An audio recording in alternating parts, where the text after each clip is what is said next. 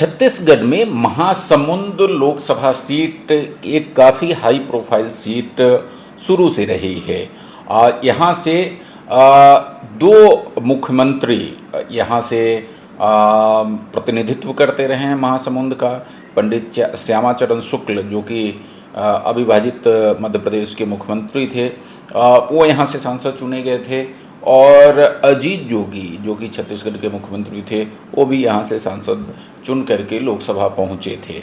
लेकिन 2024 के लोकसभा चुनाव में छत्तीसगढ़ के पूर्व गृह मंत्री और कांग्रेस के कद्दावर नेता ताम्रध्वज साहू की प्रतिष्ठा दांव पर लगी हुई है। 26 अप्रैल को चुनाव संपन्न हो चुका है। ताम्रध्वज साहू और रूप कुमार चौधरी समेत 17 उम्मीदवारों के भाग्य का फैसला ईवीएम में कैद हो चुका है। लेकिन अब चर्चा ये है कि आखिर महासमुंद से जीत कौन रहा है, किसकी जीत हो रही है, कौन जीत करके लोकसभा पहुंच रहा है। नमस्कार, मैं हूं डॉक्टर संजय शेखर और आप देख रहे हैं एडिटर जी न्यूज। यदि अभी तक आपने हमारे चैनल को सब्सक्राइब नहीं किया है तो इसे सब्सक्राइब कर लें, ताकि लगातार आपको हमारे वीडियो और विश्लेषण आप तक पहुंचता रहे। तो जैसा मैंने आपको कहा कि आज हम बात कर रहे हैं महासमुंद सीट की, और महासमुंद सीट की क्या स्थिति है, जीत हार का क्या समीकरण वहां पर बना है, कैंपेन से लेकर के और वोटिंग तक, उसको आज मैं इस वीडियो के माध्यम से आपको बताने की कोशिश कर रहा हूं। दरअसल 26 अप्रैल को दूसरे चरण में छत्तीसगढ़ के जिन 3 लोकसभा सीटों पर मतदान संपन्न हुए, उसमें से राजनांदगांव और कांकेर के अतिरिक्त एक महासमुंद सीट है। महासमुंद सीट से बीजेपी के रूप कुमार चौधरी जो कि पूर्व विधायक हैं, उनका मुकाबला कांग्रेस के कद्दावर नेता और राज्य के गृह मंत्री रहे ताम्रध्वज साहू से है। ताम्रध्वज साहू वैसे तो दुर्ग से आते हैं, दुर्ग लोकसभा क्षेत्र के अंतर्गत उनका गृह ग्राम है। लेकिन महासमुंद में साहू बहुल वोटों के प्रतिशत को देखते हुए, उनकी बहुलता को देखते हुए कांग्रेस हाईकमान ने महासमुंद सीट से ताम्रध्वज साहू को उतारा था। पूरा कैंपेन चला और कैंपेन के बाद 26 अप्रैल को दूसरे चरण में वहाँ मतदान संपन्न हो चुके हैं। मतदान संपन्न होने के बाद दोनों ही राजनीतिक दलों की तरफ से अलग अलग जो इनपुट्स हैं उसको वो भी उन तक पहुँच गई है और उन तमाम चीज़ों की अब व्याख्या हो रही है। इसके अतिरिक्त अलग अलग जो सर्वे एजेंसियां हैं जो एग्जिट पोल के लिए आंकड़े इकट्ठे करती है, उनका भी आंकड़ा इकट्ठा हो चुका है और उनसे भी कुछ इनपुट्स अलग अलग पॉलिटिकल पार्टी के पास पहुंच रही है, जो प्रभावी लोग हैं उन तक पहुंच रही है। और इन सब के बीच मैंने भी महासमुंद लोकसभा सीट के अलग अलग विधानसभाओं में जाकर के लोगों से बातचीत की थी, जिसका वीडियो अनकट वीडियो आप तक हमने पहुंचाया था और आपने देखा था कि वहां पर लोगों का रुझान क्या है, लोगों ने क्या अपने मत व्यक्त किए हैं, किस तरीके से और क्या क्या मुद्दे वहां पर प्रभावी है, लोग किन चीज़ों को देख करके वहां पर मतदान उन्होंने किया है। ये अनकट वीडियो हमने आपके साथ शेयर किया था, आपने शायद उस वीडियो को देखा होगा, और यदि आपने नहीं देखा है तो अभी भी इस वीडियो को देख सकते हैं। तो ये सारी चीज़ों को मिला करके आज मैं एक विश्लेषण आपके सामने रखने का प्रयास करूंगा। मैं आपको बताना चाहूँगा कि ये जो तमाम इनपुट्स आए हैं, तमाम जो जानकारियाँ इकट्ठा हुई है, चाहे बूथ लेवल जो टीम थी उनके माध्यम से पॉलिटिकल पार्टीज तक जो विश्लेषण आए हैं, जो आंकड़े इकट्ठा हुए हैं, चाहे एग्जिट पोल की अलग अलग एजेंसियां हैं वहाँ से लोगों तक जो आंकड़े पहुँचे हैं, और हमने जो अपना ऑब्जर्वेशन किया था, ऑब्जर्वेशन मेथड के माध्यम से हमने जाकर के जो महासमुंद लोकसभा क्षेत्र के अलग अलग विधानसभा क्षेत्रों में जाकर के लोगों से बातचीत की थी, उसके आधार पर एक निर्णय, एक संकेत और एक रिजल्ट मैं आपके सामने शेयर करने का प्रयास करूंगा। देखिए, मैं फिर से बताऊं कि ये जो पूरा मेथड है, चाहे ऑब्जर्वेशन मेथड जिसके माध्यम से हमने लोगों से बातचीत की और ऑब्जर्व करने की कोशिश की, ये एक सामान्य प्रणाली नहीं है। दरअसल ये एक साइंटिफिक मेथड है, कि एक वैज्ञानिक पद्धति है जिसके माध्यम से फील्ड में जाकर के आंकड़े इकट्ठे किए जाते हैं और लोगों से बातचीत के आधार पर जो सैंपल कलेक्ट होते हैं उन सैंपल का एनालिसिस करके एक रिजल्ट तय किया जाता है और वो रिजल्ट कमोबेश जो फाइनल रिजल्ट आता है उसके करीब होता है। तो ऑब्जर्वेशन मेथड जो बूथ लेवल जो लोग रहे हैं, पॉलिटिकल लोग, उसके जो आंकड़े आए हैं वो, और साथ ही जो एग्जिट पोल के नतीजे, हालांकि ये 1 तारीख तक प्रतिबंधित है, उसको जारी नहीं किया जाएगा। 1 तारीख में जब अंतिम चरण के मतदान 1 जून को हो जाएगा, उसके बाद एग्जिट पोल के आंकड़े भी आप तक पहुंचेंगे। लेकिन हमारे सोर्स के माध्यम से जो कुछ जानकारियाँ आई है वो मैं आपको शेयर करना चाहूँगा और उसके आधार पर एक नतीजा तक हम सब पहुँचेंगे। आप उस नतीजे का आकलन स्वतः कर सकते हैं। देखिए, जब मैं महासमुंद में घूम करके आकलन कर रहा था तो उस समय, और जैसा कि मैंने आपको कहा कि कुल 8 विधानसभा क्षेत्र आते हैं महासमुंद लोकसभा क्षेत्र के अंतर्गत, जिसमें बसना है, सरायपाली है, खल्लारी है, महासमुंद है, राजिम है, बिंद्रानवागढ़ है, कुरुद है और धमतरी है। कुल मिलाकर के महासमुंद और धमतरी जिले के जो विधानसभा क्षेत्र हैं उसको मिलाकर के पूरा महासमुंद लोकसभा का गठन होता है। मैं आपको बता दूं, एक चीज़ और जो मैं बोल रहा था उसमें एक चीज़ और देखने की ज़रूरत है, जो 2019 का परिणाम था। 2019 के परिणाम में जो टोटल वोट का अंतर था वो 90,511 मतों का अंतर था। चुन्नीलाल साहू ने, बीजेपी के उम्मीदवार चुन्नीलाल साहू ने कांग्रेस के दिग्गज नेता धनेंद्र साहू को वहाँ से हराया था और करीब 90,000 मतों का अंतर था। इस बार का वोटिंग पैटर्न है उसको समझने की कोशिश करिए। इस बार के वोटिंग पैटर्न में पिछले साल की तुलना में इस बार वोटिंग महासमुंद में कम हुआ है। 2019 में जो वोट ऑफ परसेंट था वो 74.51% था, जबकि इस लोकसभा क्षेत्र चुनाव में 2024 के चुनाव में, जो कि 26 अप्रैल को संपन्न हुआ महासमुंद में, इस में जो टोटल वोट कास्ट हुआ है, टोटल वोट ऑफ परसेंटेज है, वो 71.42% है। यानी पिछले जो लोकसभा चुनाव था उसकी तुलना में करीब 3% वोट जो है वो कम हुआ है, वोट कास्ट कम हुआ है। इसके भी अपने मायने हैं, इसको भी समझने का प्रयास किया जा सकता है। सामान्य तौर पे वोट ऑफ परसेंटेज कम होता है तो ये माना जाता है कि जो मौजूदा व्यवस्था है उसके खिलाफ कोई आक्रोश नहीं है, और वोट ऑफ परसेंटेज जब ज़्यादा होता है तो ये माना जाता है कि वर्तमान जो व्यवस्था है, यानी वर्तमान जो वहाँ के प्रतिनिधि हैं, वर्तमान जो सिस्टम है, उसके विरुद्ध जो आम जनता का, जो मतदाता है, उसका आक्रोश व्यक्त होता है और इसलिए वोट ऑफ परसेंटेज बढ़ता है। एक सामान्य व्याख्या ये होती है इलेक्शन रिजल्ट को लेकर के और वोट ऑफ परसेंटेज को लेकर के। तो इस बात को भी समझने की ज़रूरत है कि अगर वोट ऑफ परसेंट कम हुआ है तो इसके राजनीतिक मायने क्या है। ठीक है, लोग कह सकते हैं कि बहुत ज़्यादा गर्मी थी, लेकिन गर्मी तो बाकी लोकसभा क्षेत्रों में भी है, लेकिन छत्तीसगढ़ के बाकी तमाम लोकसभा क्षेत्रों में वोट ऑफ परसेंटेज बढ़ा है, जबकि महासमुंद में ये कम है। तो इसके मायने भी समझने की ज़रूरत है कि क्या है। अब टोटल मतदाता की अगर हम बात करें तो करीब 16,13,418 मतदाता महासमुंद लोकसभा क्षेत्र में हैं, जिसमें करीब 12 लाख मतदाताओं ने अपने वोट को कास्ट किया है।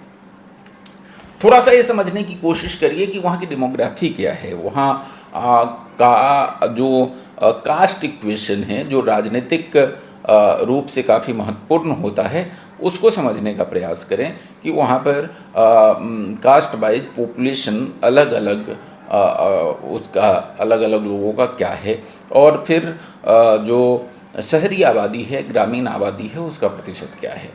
महासमुंद लोकसभा क्षेत्र में जो शहरी आबादी है वो 14% के आसपास है, जबकि ग्रामीण आबादी 86% के आसपास है, यानी बहुलता जो है वो ग्रामीण आबादी की महासमुंद लोकसभा क्षेत्र में है। दूसरी बात, अगर अनुसूचित जाति, अनुसूचित जनजाति और पिछड़ा वर्ग के रूप में अगर इसको डिवाइड करेंगे टोटल जो मतदाता है उसको, तो अनुसूचित जाति के मतदाता करीब 11% है। अनुसूचित जनजाति के मतदाता, जिसको आप ट्राइबल कह सकते हैं मोटे तौर पे, वो 26% है, 26% है। और जनरल या ओबीसी, ये दोनों को मिला करके बाकी जो लोग हैं वो करीब 63% है। इसमें ओबीसी जो है, ओबीसी में सबसे बड़ा वोट ऑफ परसेंटेज जो है, सबसे बड़ी आबादी जो है महासमुंद में, वो साहू की है। और साहू बहुल आबादी के चलते ही आप देखेंगे कि 2009 से लेकर के अब तक यहाँ पर साहू उम्मीदवारों को उतारा जाता रहा है। हालांकि मैंने आपको पहले बताया कि ये काफ़ी हाई प्रोफाइल लोकसभा सीट रहा है। 1952 में जब से लोकसभा का गठन हुआ और चुनाव संपन्न हुए, तब से विद्याचरण शुक्ल 6 बार यहाँ से चुन करके लोकसभा में पहुँचे थे। विद्याचरण शुक्ल को आप सब भली भांति जानते हैं, बहुत कद्दावर नेता, इंदिरा कैबिनेट के बहुत ही प्रभावशाली कैबिनेट मंत्री, और उनका अपना एक रुतबा था, राजनीतिक रूप से उनका अपना एक वजन था, उनकी अपनी एक पहचान थी, और वो लगातार महासमुंद से 6 बार जीत करके गए। उनके भाई जो अविभाजित मध्य प्रदेश के मुख्यमंत्री भी रहे हैं, पंडित श्यामाचरण शुक्ल, वो भी महासमुंद का प्रतिनिधित्व कर चुके हैं लोकसभा में। इसके अलावा छत्तीसगढ़ के पहले मुख्यमंत्री अजीत जोगी, उन्होंने भी महासमुंद से जीत हासिल की थी और लोकसभा में उन्होंने प्रतिनिधित्व किया था। तो ये तो पहले की बात हो गई। लेकिन जब से जातिगत समीकरण प्रभावशाली हुआ है, तब से 2009 से यहाँ पर लगातार साहू जो उम्मीदवार हैं उनको ही यहाँ से टिकट मिलती रही है और वही जीतते रहे हैं। चाहे आप चंदूलाल साहू की बात कर लें, उसके बाद चुनीलाल साहू की बात कर लें, और उनके सामने भी जो उम्मीदवार दिए जाते रहे हैं कांग्रेस और बीजेपी की तरफ से, वो भी सामान्यतः साहू रहे हैं। और साहू फैक्टर की वजह से ही इस बार जो छत्तीसगढ़ के पूर्व गृह मंत्री रहे हैं ताम्रध्वज साहू, उनको दुर्ग के बजाय महासमुंद से उतारा गया और महासमुंद से उनको टिकट दी गई है। पार्टी का मोटे तौर पे ये मानना रहा है कांग्रेस का कि चूँकि ताम्रध्वज साहू सामाजिक रूप से भी काफ़ी सक्रिय रहते हैं, अपने समाज में उनका अपना एक विशेष स्थान है और सामाजिक रूप से काफ़ी प्रभावशाली हैं और कद्दावर नेता कांग्रेस के तो है ही, इसलिए वो बहुत सशक्त उम्मीदवार के तौर पर महासमुंद में रहे और महासमुंद में उनको भेजा गया। लेकिन अगर हम रिजल्ट की तरफ आते हैं, कैंपेन दोनों तरफ से किया गया, दोनों तरफ से चुनावी लड़ी, रूप कुमारी चौधरी बीजेपी की उम्मीदवार, कांग्रेस के ताम्रध्वज साहू। बीजेपी ने पूरी ताकत लगाई कि उनकी सीट, चूँकि अभी चुनीलाल साहू बीजेपी के उम्मीदवार, बीजेपी के सांसद हैं, तो बीजेपी का यहाँ पर कब्जा बरकरार रहे, इसके लिए पूरी ताकत लगाई गई। और बीजेपी सामान्यतः किसी भी चुनाव को चुनाव की तरह ही लड़ती है, पूरी ताकत लगाती है, तो पूरी ताकत लगाई गई और उनके तरफ से कैंपेन किया गया, कांग्रेस की तरफ से भी पूरा कैंपेन किया गया। लेकिन जैसा कि मैं आपको पहले बता रहा था कि जो ऑब्जर्वेशन रहा है मेरा, मैंने वहाँ घूम घूम करके अलग अलग विधानसभा क्षेत्रों में लोगों से बातचीत की है और उस ऑब्जर्वेशन के माध्यम से जो मुद्दे वहाँ पर प्रभावी थे, जिसके आधार पर लोगों ने वोट किया है, वो मुद्दा अगर बीजेपी के संदर्भ में कहें तो बीजेपी में मोदी फैक्टर एक सबसे बड़ा मुद्दा मुझे वहाँ पर देखने को मिला। लोगों को जब हम लोगों से बातचीत कर रहे थे तो अधिकांश मतदाताओं ने बताया कि उनको इस बात से कोई मतलब नहीं कि उम्मीदवार कौन है, उनको पीएम मोदी को फिर से प्रधानमंत्री बनाना है, इसलिए भी वो वोट करेंगे। मोदी की गारंटी जो छत्तीसगढ़ में विधानसभा चुनाव में मोदी ने पीएम मोदी ने जो गारंटी दी थी, उसको विष्णुदेव साय सरकार ने उसको लागू की और विशेष तौर पर जो 3100 रुपये प्रति क्विंटल की दर से धान खरीदी का मसला हो, 2 साल का बोनस जो बकाया बोनस था किसानों का उसको देने का मसला हो, या महतारी बंधन योजना को लागू करने का विषय हो, और अन्य जो योजनाएं थी उसका लाभ और वो फैक्टर वहाँ पर प्रभावी मुझे दिखा।